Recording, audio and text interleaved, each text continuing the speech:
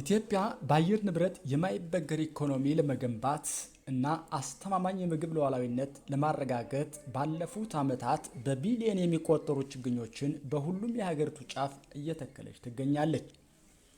የዳንግላ ወረዳ በ29 የገጠር ቀበሌ 2 የንዑስ ማዘጋጃ በ4 ታዳጊ ከተሞች በድምሩ በ35 ቀበሌዎች የተዋቀረች ሲሆን 143267 ሕዝብ ይኖርባታል ተብሎ ይገመታል።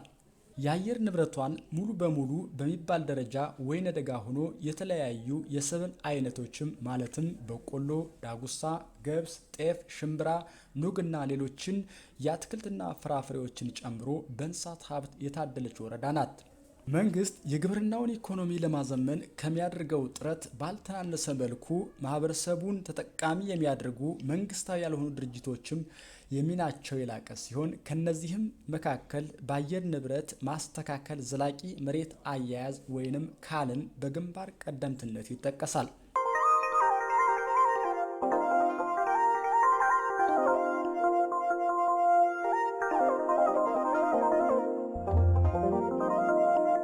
ካልም በ2012 ዓ.ም በዳንግላ ወረዳ በግብርና ጽሕፈት ቤት ስራውን የጀመረ ሲሆን ዓላማውም በበጋ ወራት የሚሰሩ ተፋሰሶችን ዘላቂ በሆነ መንገድ አርሶ አደሩ እንዲጠቀምና በማህበር በማደራጀት መሆኑን የዳንግላ ወረዳ ግብርና ጽሕፈት ቤት የተፈጥሮ ሀብት ባለሙያና የፕሮጀክቱ አስተባባሪ አቶ እንደሻው አጋዤ ይናገራሉ።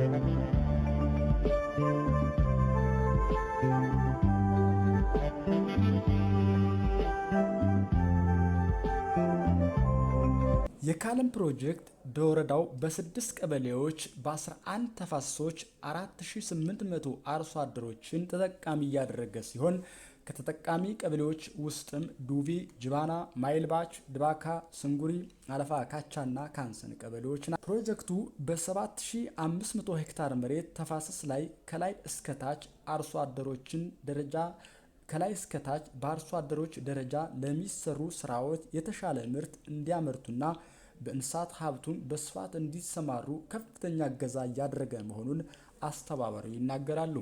11 ንዑስ ተፋሰሶች ላይ በተለያዩ የግብርና ዘርፎች በበጀት የተደገፈና በክህሎትም ተጨማሪ ድጋፍ እያደረገ አርሶ አደሩን በተለያየ ስራዎች ማህበር በመመስረት በእነሱ ላይ የተለያዩ ፕሮጀክቱ ለአርሶ አደሮች የግንዛቤ ፈጠራን ጨምሮ ለተደራጁት የተፋሰስ ማህበር ለሚያለሙት በሄክታር ድጋፍ ሲያደርግ የብድር አገልግሎትም ይሰጣል።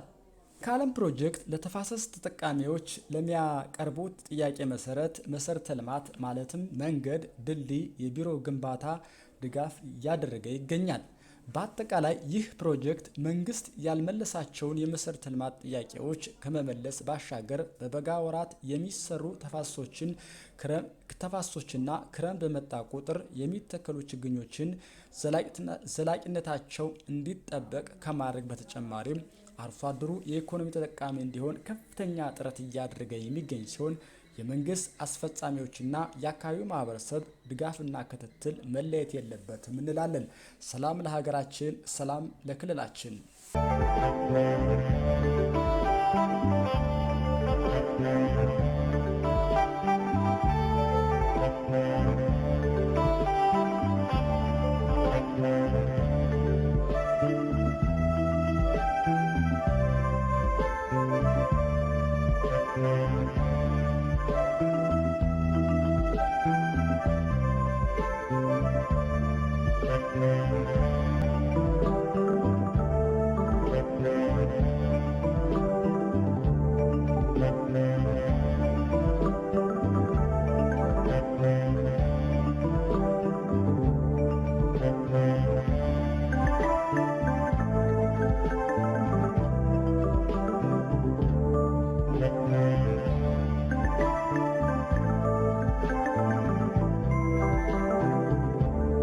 እናመሰግናለን።